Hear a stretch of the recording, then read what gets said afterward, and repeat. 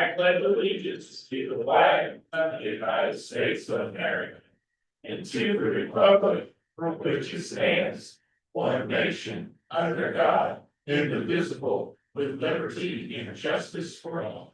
Madam Clerk Treasurer, do you call the roll, please? Get that. Council President, Director Heidi. Here, man. Council Vice President Mike Wolfke. Oh, I hear. Council Member Joe Seeker. Well, I'm here. Roll call. Council Member Ed Ladd. Here. Council Member Andy. Here. All right, consent agenda, claims register. And the stormwater minutes. Does anybody have any questions? I'm assuming all you've already reviewed it. There about 3 pages this time, isn't that? I'll entertain a motion. So moved. Second. I have a motion and a second. Any additional discussion? All those in favor signify by saying aye. Aye. Opposed? Ayes have it, 5-0. Citizen comments. Okay. Staff reports. Chief. Just want to bring it to speed. We have our new officer, or one that we had prior. We got 2 new officers coming on.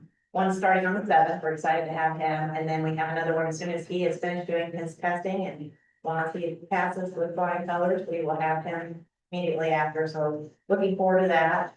The second one does have to do a little bit longer of an FTO because he is actually Port Wine deputy with Marion County where he's coming from. So Has he been to tier 1? yes, he has. Both are viable, so we do not have to be worried about sending anybody out to the academies. We're excited about that. Did have some internal promotion that we needed to do just to kind of make some changes staffing wise. So I do have 2 captains. One is in charge of investigations and one is in charge of patrol. So it kind of helps have a pillar of support for me. Who was the second promotion? I know Mark was. It was just Mark. So Mark and Michael, that's it. Now what we're doing next is we are bringing somebody inside to do investigations, but that's gonna be more of a phasing, and that would be Mike Davidson. Give him an opportunity. He's the only one that has had past experience with that, so. Yeah, that works out and. Go from there. How's crime? It's kind of settled down, I think, after we've done some surprise things, which are gonna continue to happen. So if you have any questions about that, if you hear anything that you see extra cars, don't be too concerned. We're out doing some diligent work. Okay. Mr. Lips. I told you guys at your last meeting, I had lunch with the Attorney General that day, specifically in regards to some of our issues with apartments, businesses in town. At that lunch, I told you it went well, and we talked about signing WAG.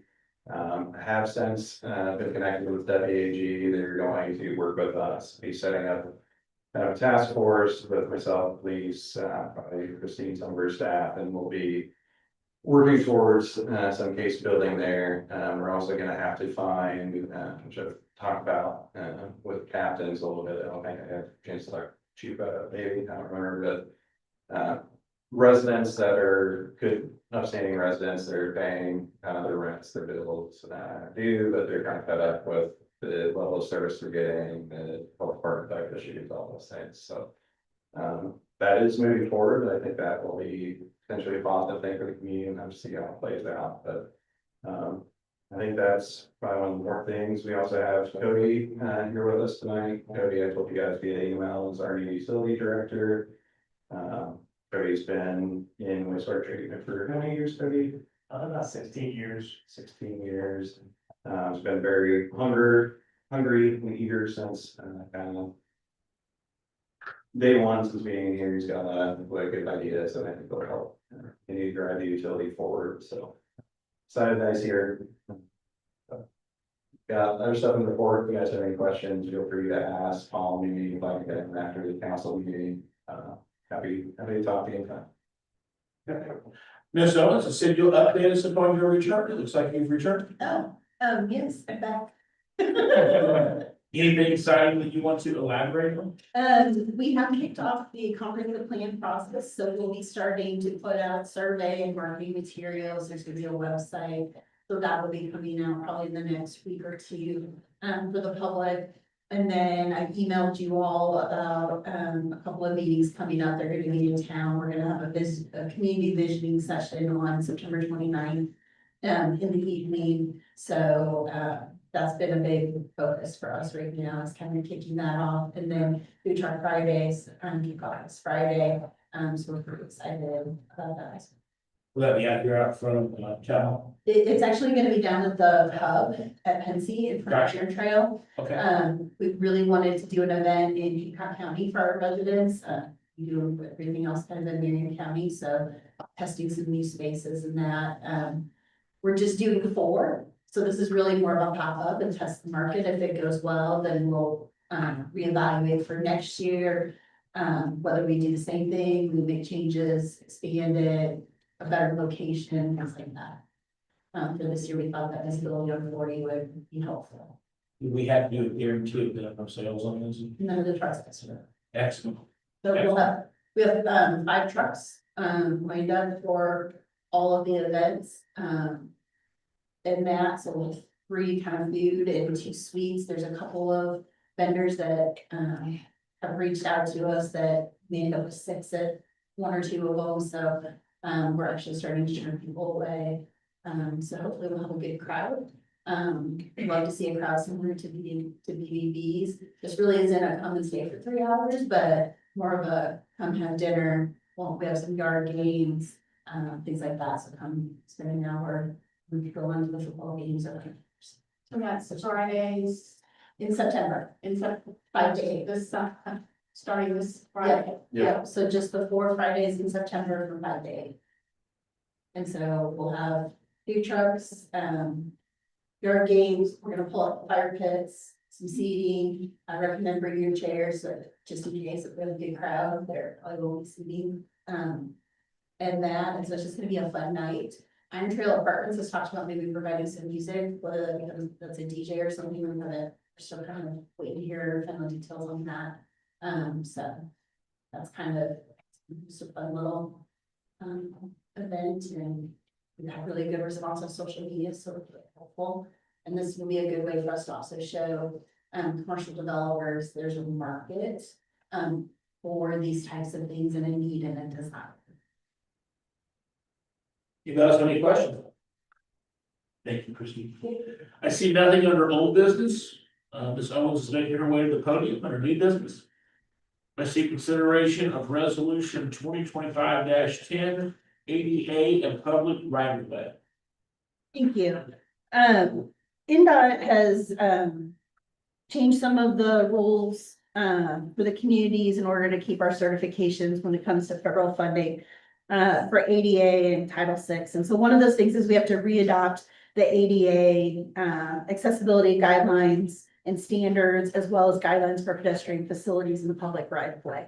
So we've done this or something very similar to it several years ago. We're really just kind of readopting and reaffirming to them that we will enforce the ADA. You're resolving to continue doing what you're doing. Yes. Probably that's like it. I talked a bit earlier, and I guess this is a requirement It for is. grants, is that correct? Correct. Correct. So like community crossings, any NDOT fund or any like funding through the MPO, things like that. So. So as Mr. Lips eloquently framed, we're doing it already, this is just codifying. Yep. Any other additional questions for Ms. Owens?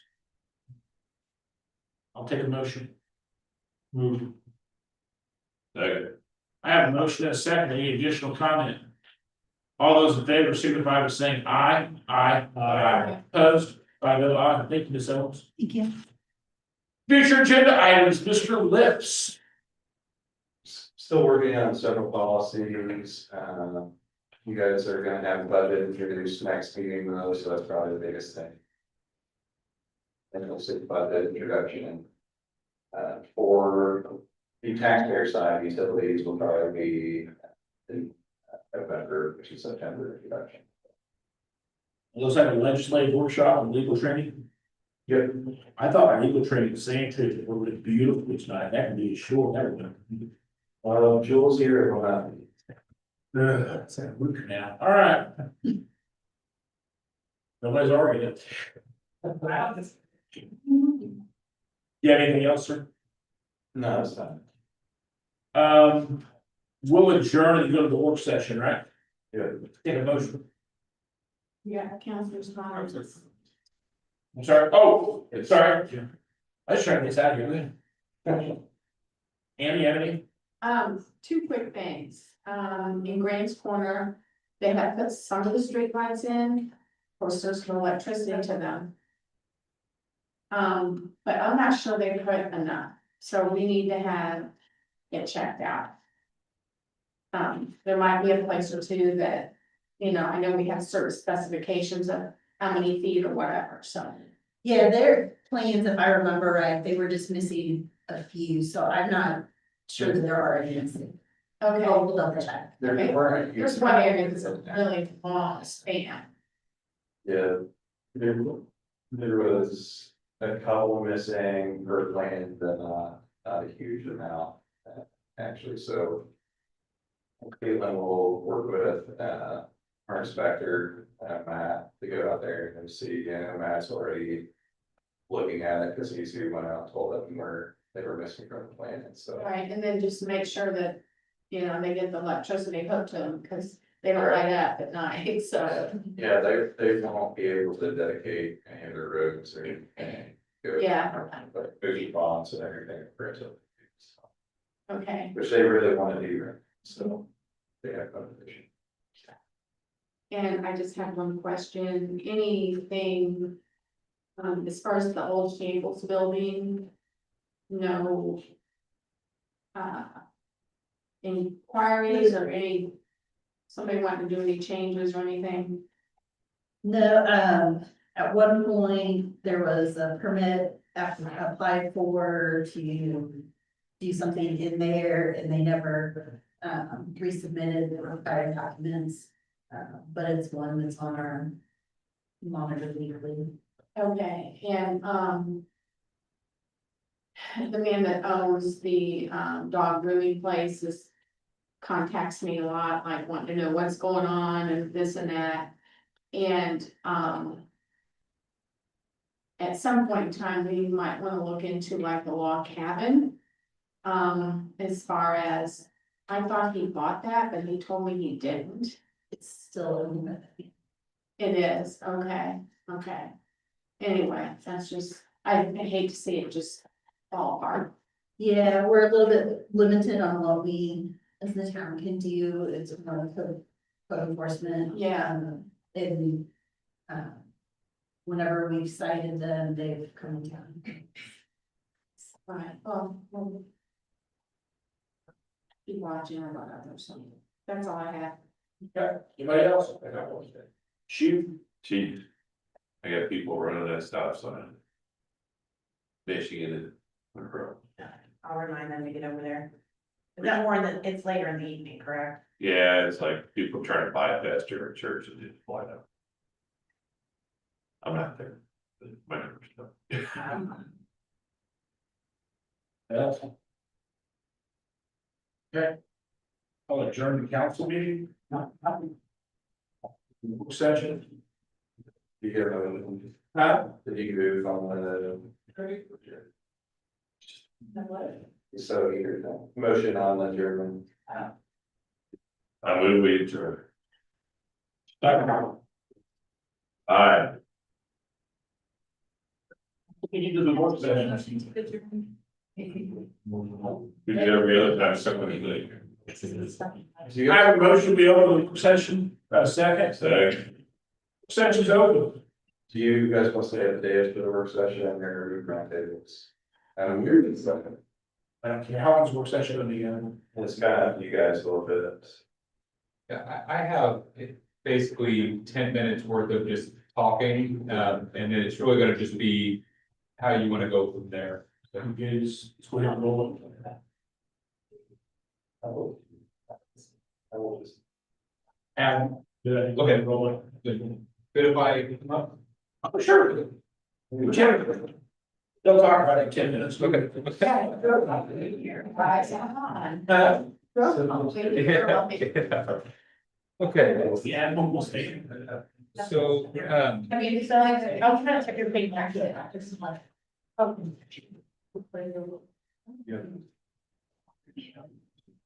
Very.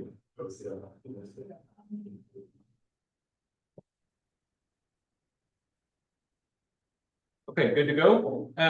So first off, I just want to say on behalf of my whole family, I was actually intended to be here last time.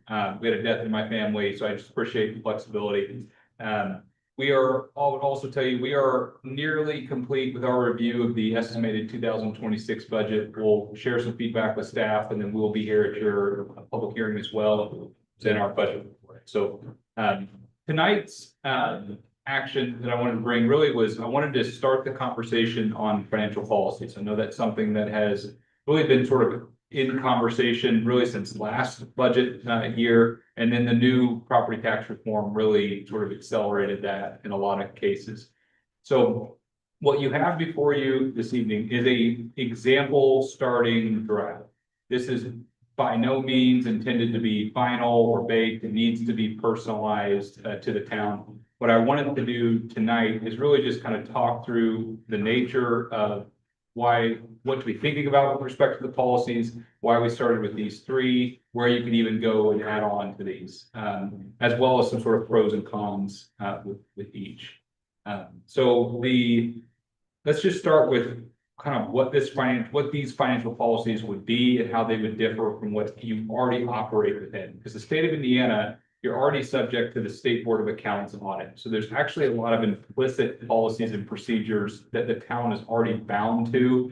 So I don't really feel it's necessary to have duplicative policies to what you already have to have. However, interestingly enough, the State Board of Accounts and the Department of Local Government Finance really stay out of reserves. They don't put an opinion on use of funds. They don't really tell you how much you should have in a rainy day or not have in a rainy day. And really, the litmus test for budgeting is, as you go through that process, they're really looking at, do you take the expenses down to a zero fund balance or not, right? And they will approve legally a budget that, as long as it doesn't go negative, you could approve a general fund budget that fully depletes your cash next year. Right? That is technically a valid budget in the concept of the state.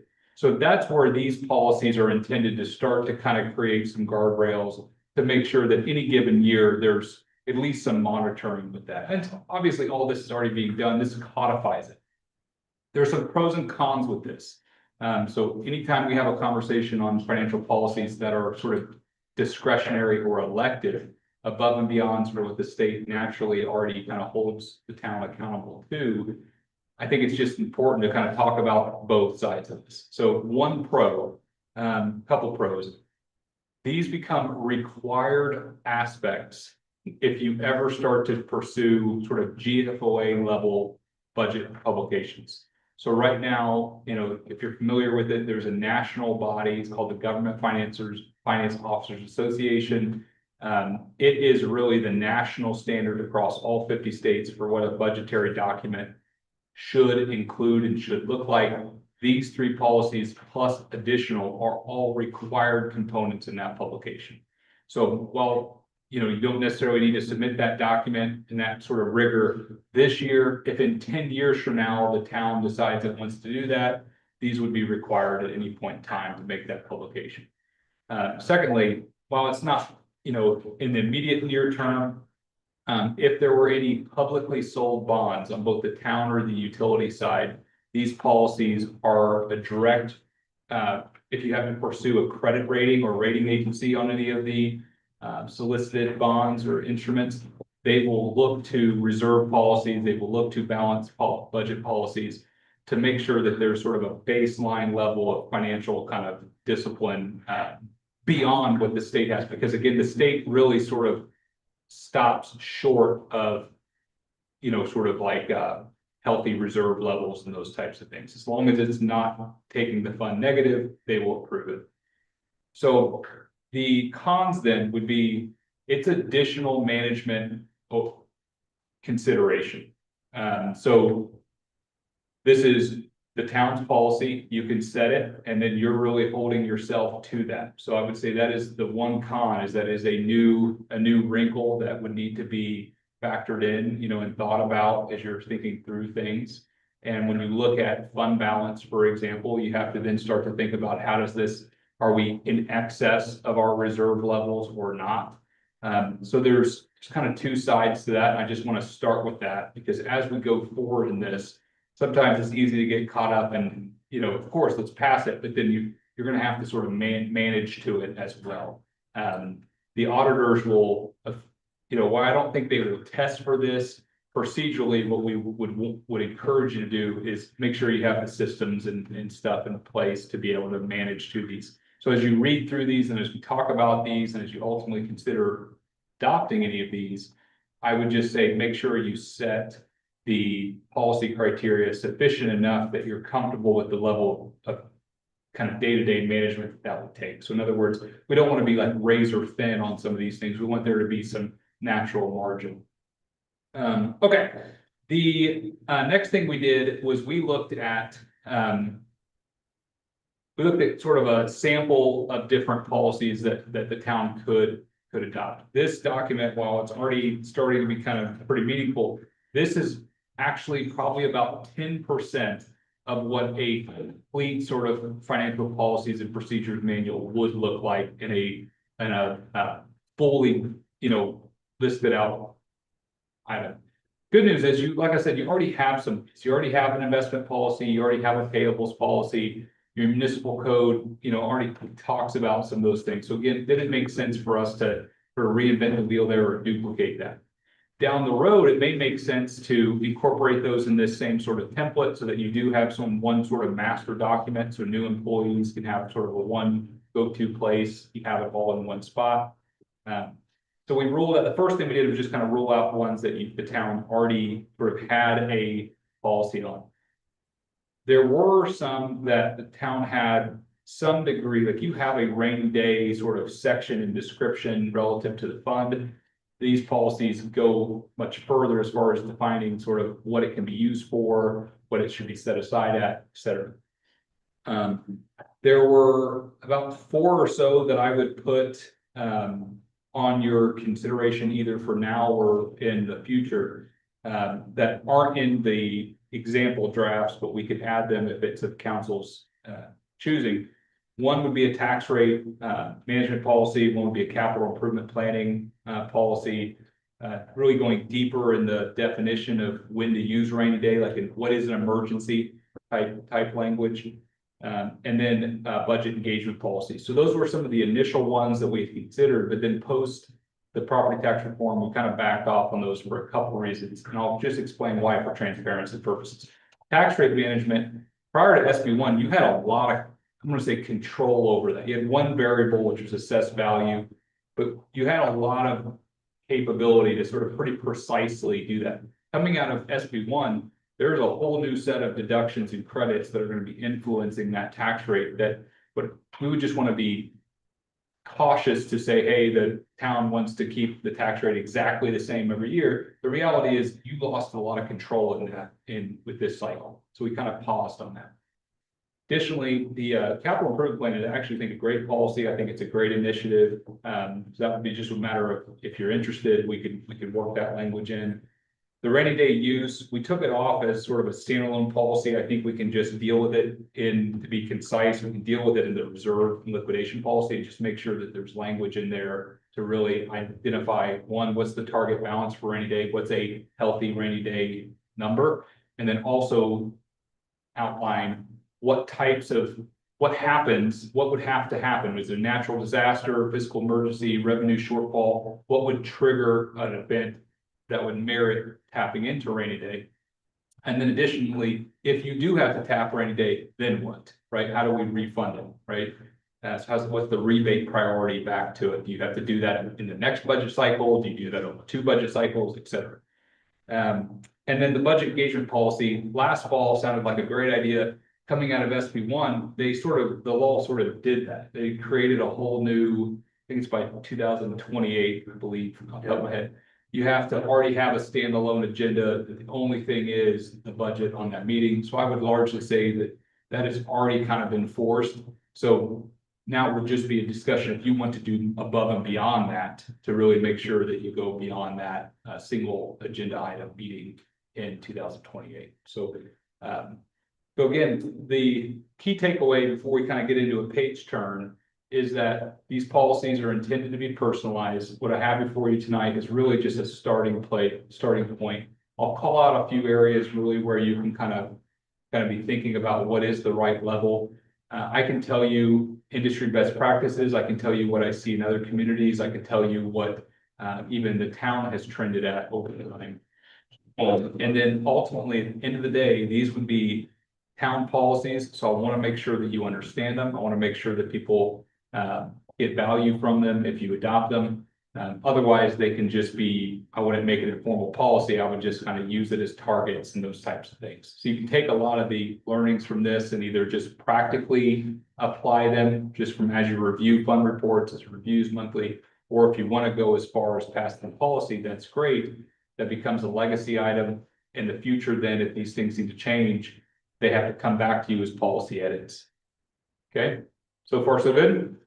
Good, okay, so I'm gonna switch over to this and just kind of talk through these at a high level, and then I'll open up if there's any questions. And then, like I said, plan to be at the next meeting. There's really no timeline on when you have to do this or don't have to do this. I just wanted to make sure to, kind of walk you through the ideas and then let you all have plenty of time to think about it and see if there's one, two, or more that resonate with you.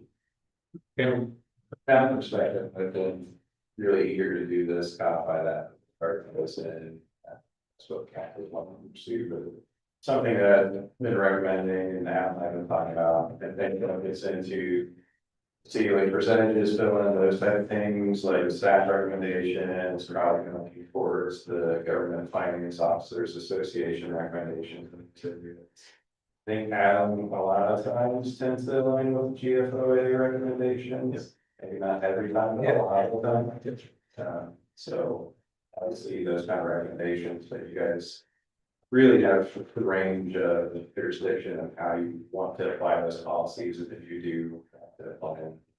Really is the financial safeguard for it's on for now. I'm codifying it, and like Adam said, in the future, all of us are gone. It still has to be publicly changed and discussed. It's not something that could just be very done during budget. So if they want to go outside those guardrails, they have to probably do that open session. So yeah. I think Ben makes a great point. I mean, the extreme case would be, you all serve multiple terms, and you steward the town's money this whole time. Your predecessor under the current practice, if the budget passes, they could spend every dollar in the general fund next year. So that's where these policies really kind of are intended to safeguard, right? And then, so then the question then becomes like, we want safeguard, not handcuff, right? And that is a local feel. So the first policy, and they all have the same general outline. They have a kind of purpose statement, we try to define the terms. And then they go through the various different sort of practices or kind of procedural components to it. And the first one is really just looking at cash reserve. So it defines what it is. It defines kind of how it differs between the different operating funds. And the key tenet in this specific one starts in sort of the gray highlight in the bottom paragraph on page 3. So you'll see that sort of open parentheses with the kind of open space there. The general rule of thumb here is on governmental funds and on sort of utility funds, on operating funds, which is usually defined as funds that pay people in salaries. Traditionally speaking, you're looking at 2 to 3 months of operating reserves, generally speaking. So in other words, 60 to 90 days sort of working capital or sort of rainy day or emergency funds kind of within the fund, right? So in other words, if we set the general fund at a 25% minimum reserve, then from a minimum cash and investment perspective, at any given time, it needs to have 1/4 of its annual budget in cash all the time as a minimum floor, okay? I would say at 25%, that's pretty darn solid. And really, most cases, like if you get to anything less than 16%, we're probably starting to get a little tight. And sub 16%, I would say then the policy is almost contradicting some of the things that it's intended to do. So I would say from a reserve perspective for operating funds, 16% or basically 2/12 of the budget is usually sort of the minimum recommendation, with 20 to 25% being the kind of best practice. Where this applies is in some cases, you'll see, you're like, okay, that sounds good. And then you'll start to see 50% reserves, 70% reserves, 100% reserves, 700% reserves, all within the operating funds. So where this has another kind of benefit is if we say, hey, we want the general fund to be, 1/4 of its annual budget. That's the minimum balance. I don't care if it's May or January or December. Well, when you get your tax money in June and December, you might end up looking at it and you have 100% reserves. So what that allows you to do then is quantify very quickly at the council level, and all of us can calculate it to the penny in the same way. You know what you have in excess reserves. Excess reserves do a couple different things. They allow you to kind of clearly have an idea of how much you could invest above that minimum. Interest rates are still high, so we can take advantage of that. Secondly, it gives you an opportunity where year to year, if you're going through hiring, you're going through sort of a legislative change, you might have, a negative revenue budget for a year or two, but as long as those reserves are still extremely excess, it's really not a near-term problem, right? So that is one of the benefits to these sort of formal reserves, is that you can say anything above 25%, certainly anything above 50% in your general fund, I would deem excess reserves. That then creates an opportunity to transfer it to rainy day, do a project that you've been waiting to do, or kind of fund growth in other ways. What we don't want to see, and what I think one of the kind of byproducts of these time policies and mechanisms is, you don't want to get a situation where you're really just like, there's just a ton of excess cash well above and beyond. The intention is to get that money to work one way or the other, right? Now, where this process sort of breaks down is when you get to the rainy day, you try to apply that. That's where we need to define that, because each community is different. How the starting point, I would say, is 25% of your town budget as a starting point, okay? Now, and then you can look at that number and say that feels like way too much, or that feels like not enough, and I would stress test that over the last 5 years. We've actually had, in the last 5 years, where my forehead feels like it's getting bigger every year. We've had COVID, right, where we basically shut everything down and didn't do anything for a quarter. And I was on calls with communities where they were basically canceling capital projects. Okay. We've had, a bunch of election stuff. We've had all the property tax reform this year that created a ton of uncertainty and new deductions. So you have all of these, kind of things over the last 5 years. And in the grand scheme of things, we can compare your general fund balance against those 5 years, and you probably just steady Eddie held out pretty well through all that, right? So we can start with that 25% of the town's a budget for rainy day and say, man, that looks like $3 million. That we haven't even come close to needing $3 million. And if we have 25% or 50% reserves in all the operating funds, that feels like a lot of excess insurance that we're just having to put into cash, right? So I would say as starting points, somewhere in that sort of 16 to 25% range, you can't really, that is very much like tried and tested. It's an industry best practice. On the rainy day side, it is a little bit more of a feel factor. It's a little bit more art. I would start at the 25% of your town budget and then adjust to that. And if that seems like it's way off in the future, you can build to it over time. Maybe you start at 10%.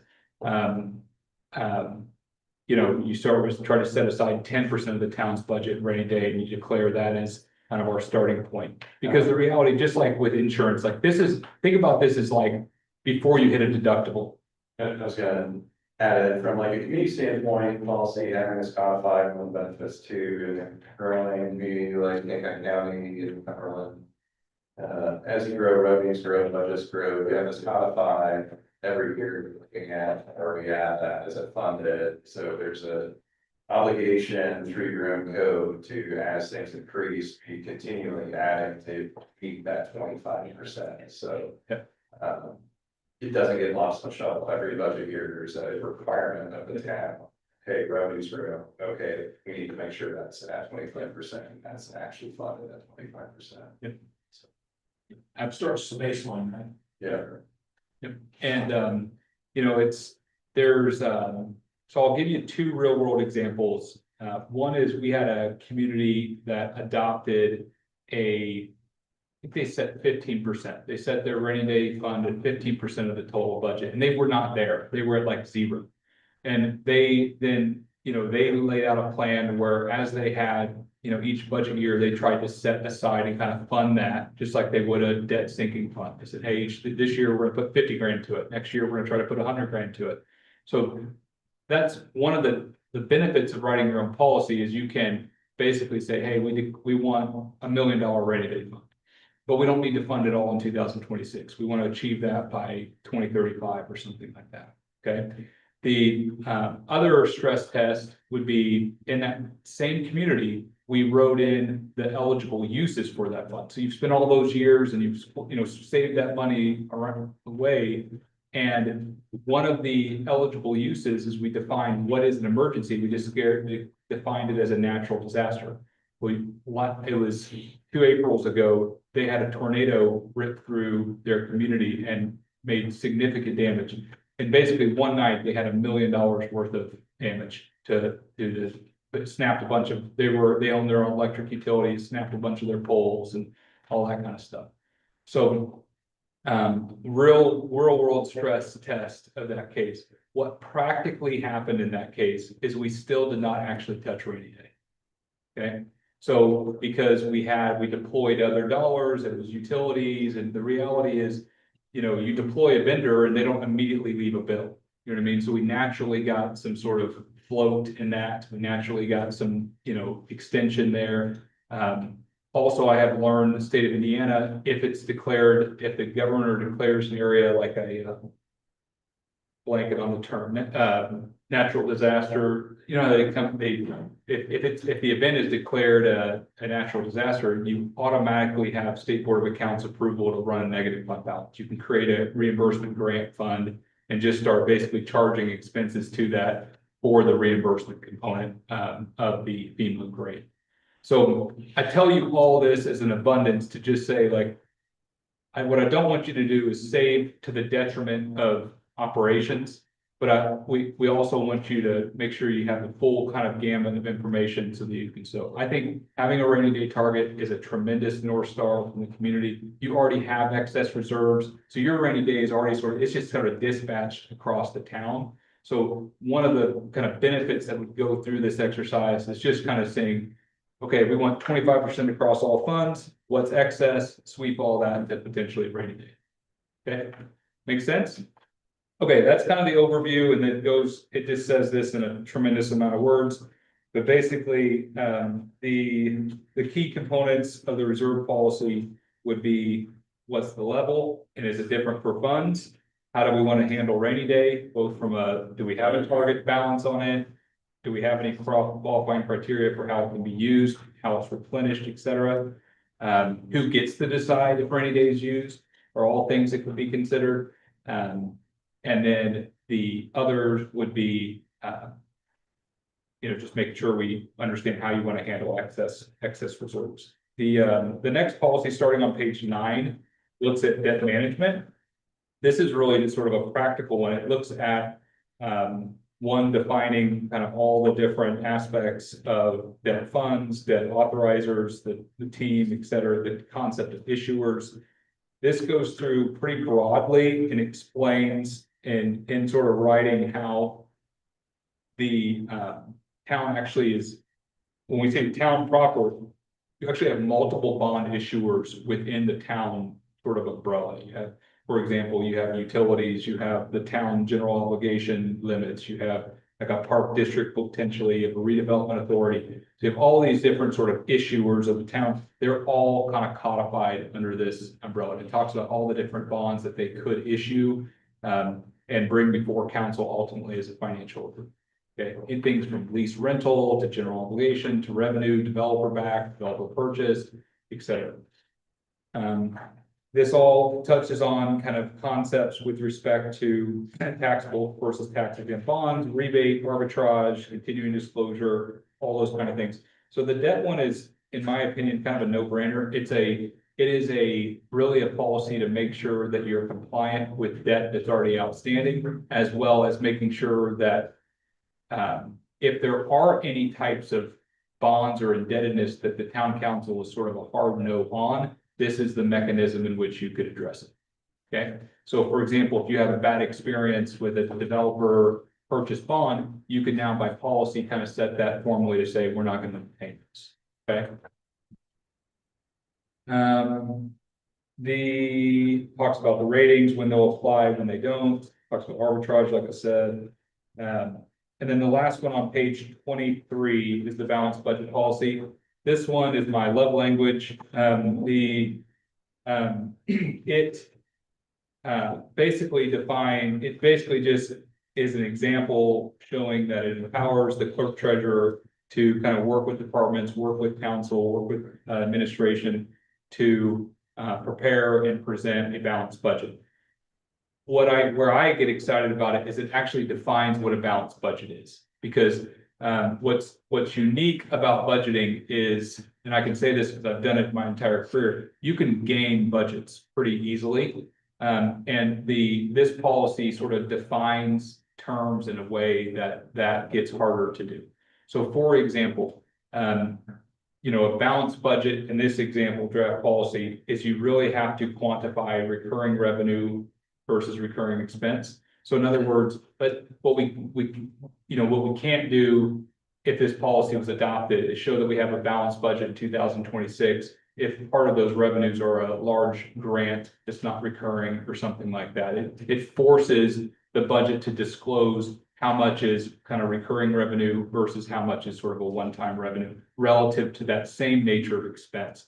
So in this example, a balanced budget is a budget that from a recurring revenue and recurring expenses agree, and then creates degrees of freedom to where if you have a one-time expense or a one-time revenue, those could be handled differently. So as a former budget director, I actually like this policy because there's a lot of times getting to a balanced budget is nearly impossible.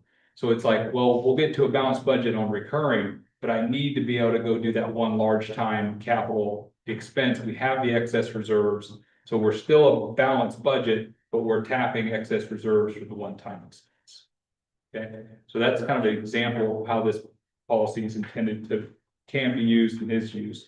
It's such as So for instance, COVID funds yeah, would be long-term, non-recurring. correct. Yeah, it's exactly right. So if you're a community, and there are communities that have gotten themselves in this mix, they took one-time COVID money and hired a bunch of individuals with it. And they're quickly realizing that is not a balanced budget, right? One of the city I worked at, the budget I inherited on our fire department, they had a SAFER grant that was basically tied funding positions that, basically went to zero, but we still had the positions. And it was like, guys, we have a kind of a structural, we have an embedded deficit here that we're just, the time is ticking. We either grow into that or we have a problem. So this policy just kind of forces the budget publication that you all review. It forces a level of detail and that sort of one-time recurring nature that historically you may or may not have seen. Okay. So you can kind of see the various different drafts there. I think that covers it at a high level. Again, the ones I would sort of add in is, I think we can deal with the rainy day descriptions if you're interested, just within the concept of these. I don't think it has to be a standalone thing. And then you already have the investment policy, you already have payables. So my only kind of recommendation would be that if you approve any of these, I would just encourage you to kind of utilize whatever format that you go and just consistently kind of put those into one document, just so that it's easy for future staff and stuff to have one, kind of a one-shop place to go to.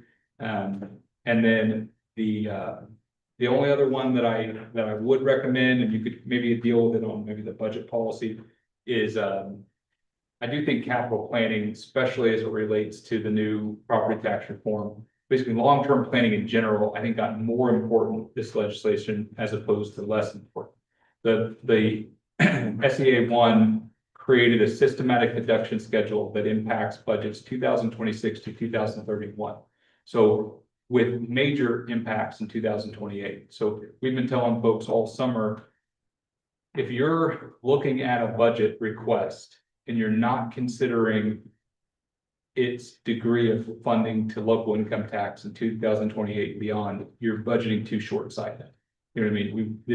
The bill really forces you to think about the budget implications through at least 2031, because it impacts every single one of those years before you've even thought about the budget for that year, right? So every single year systematically, we will have a new deduction that we have to deal with, okay? And in addition to that, we have local income tax basically systematically going away in 2028, but for change. So for those reasons, I do think kind of a long-term planning component in the budget aspect or something is at least worth discussion. At the very least, like I said, you can decide to not take any action on these policies. I hope even in that world, tonight was helpful just to get an idea of the context. And then you can handle these in sort of practices and procedures and just kind of ways that you go about it within yourselves. But the policy would create a guardrail. It would also make it to where whoever's in the next seat for all of us here, they would have to come back and actually sort of amend or revise these policies formally. Yeah. I think we're looking to try and get a baseline document here that we can build on. Like, I would be recommending a capital improvement plan tied to the budget policy, but also, some of the staffing things that Adam and I talk about, some of that staff management, growth management be tied to budget policy, but looking for somewhere to start building this kind of financial policy manual that be codified to your code long term, manage that. So the rate one really doesn't make sense with SEA one's impacts right now. That legislation drives your tax rate up whether you want to or not, by default, so. Right, that's good.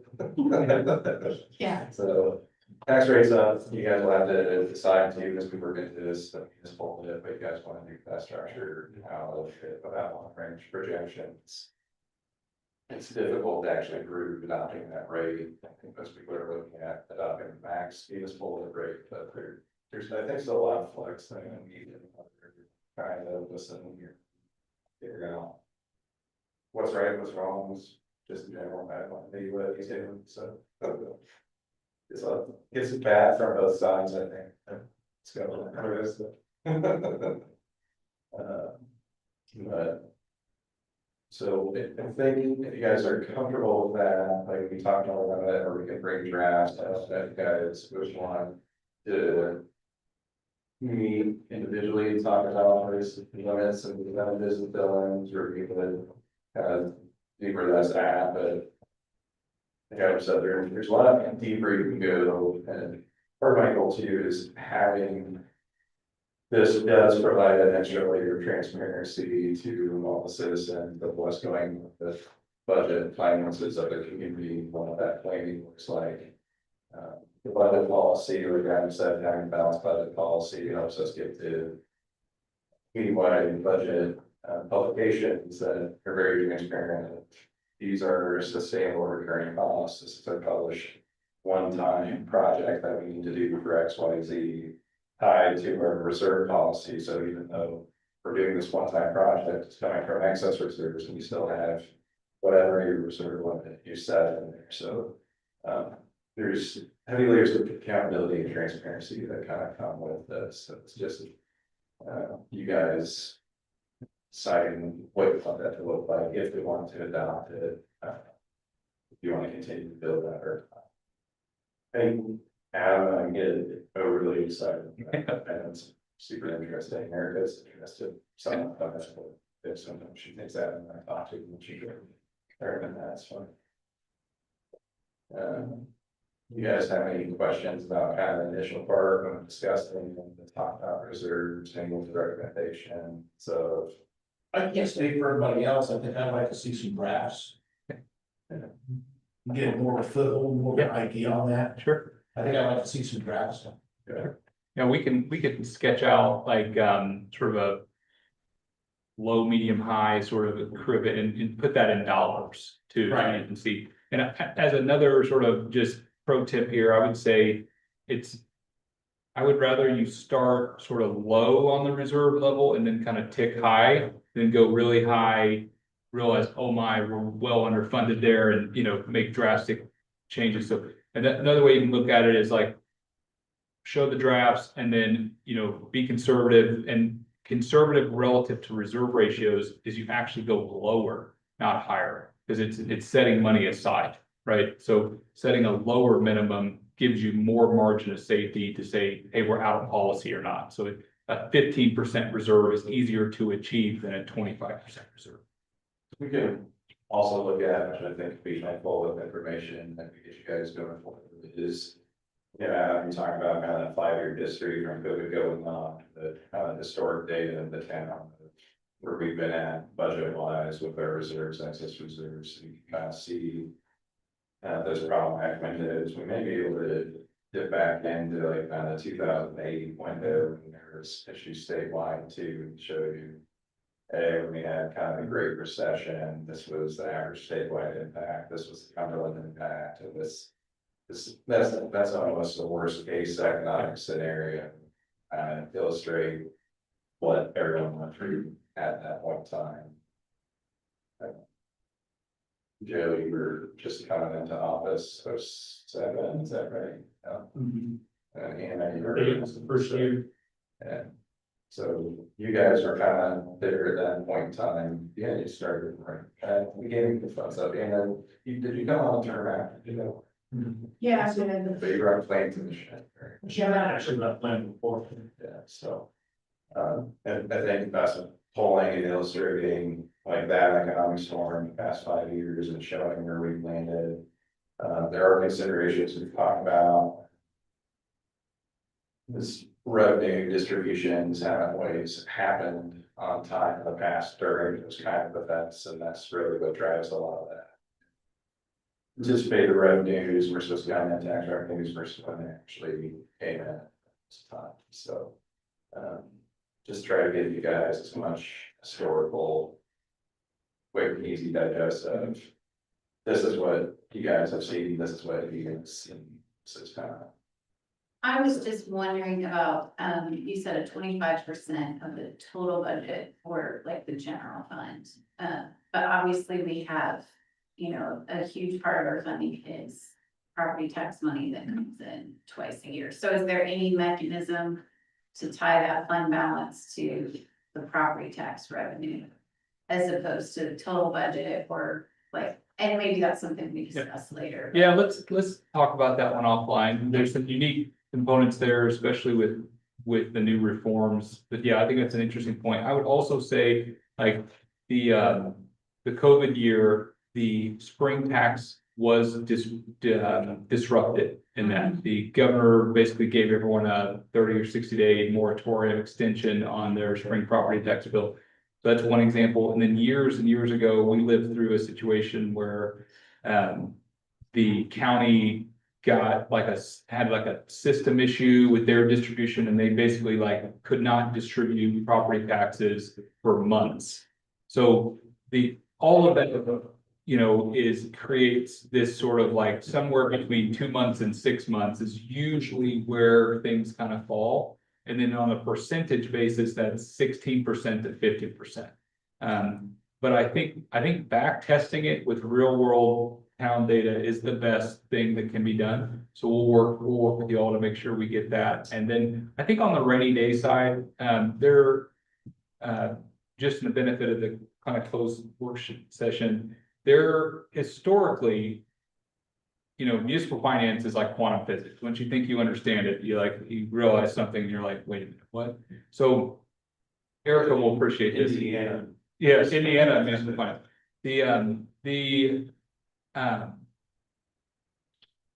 Couple of years ago, even up until SB1 removed growth appeals going forward. This is the last year you can do a growth appeal. So what's interesting about the appeal from max levy perspective is you have to kind of disclose all this information. Rainy day balance is one of them.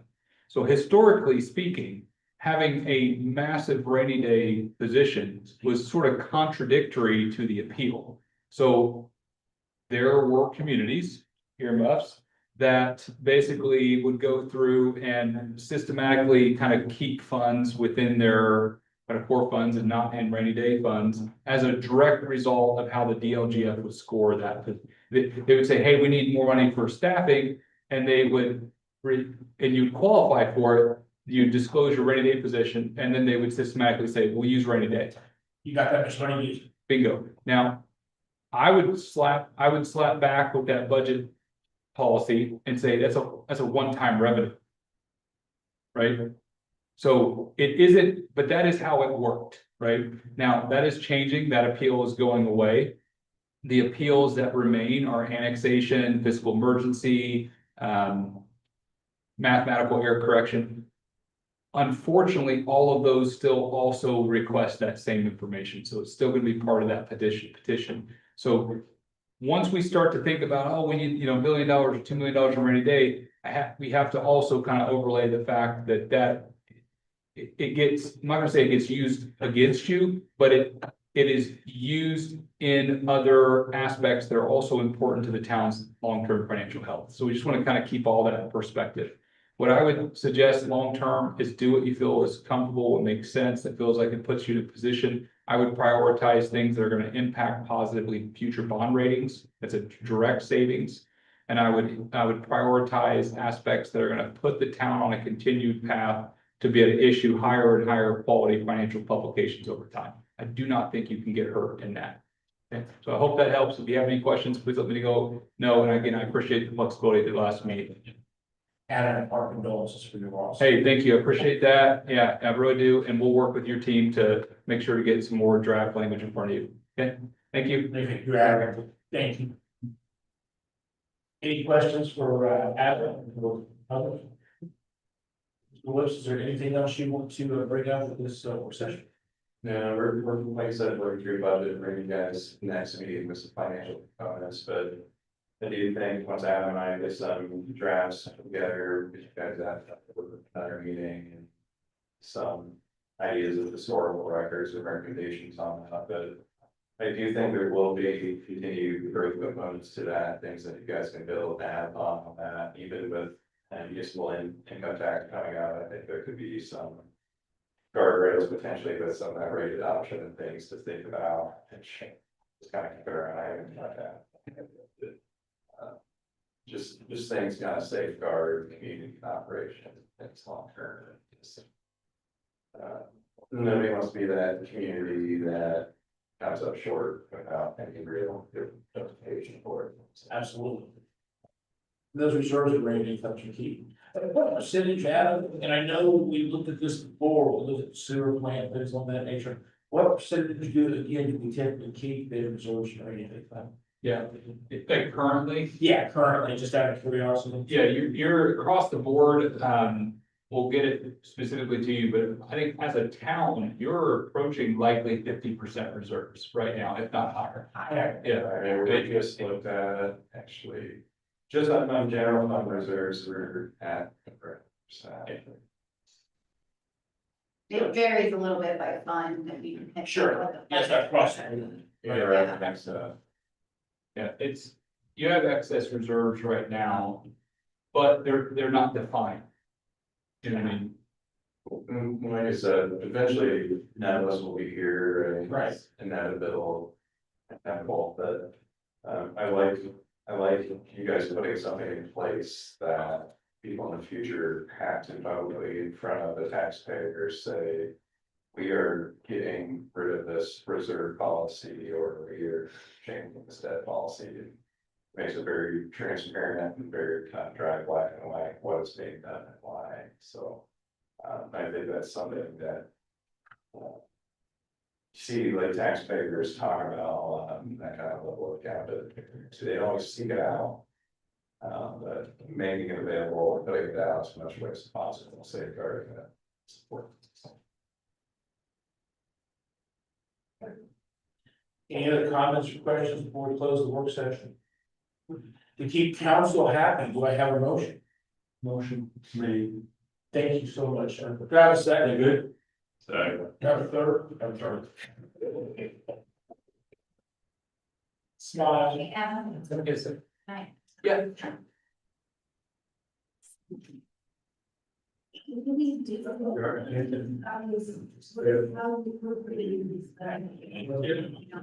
do.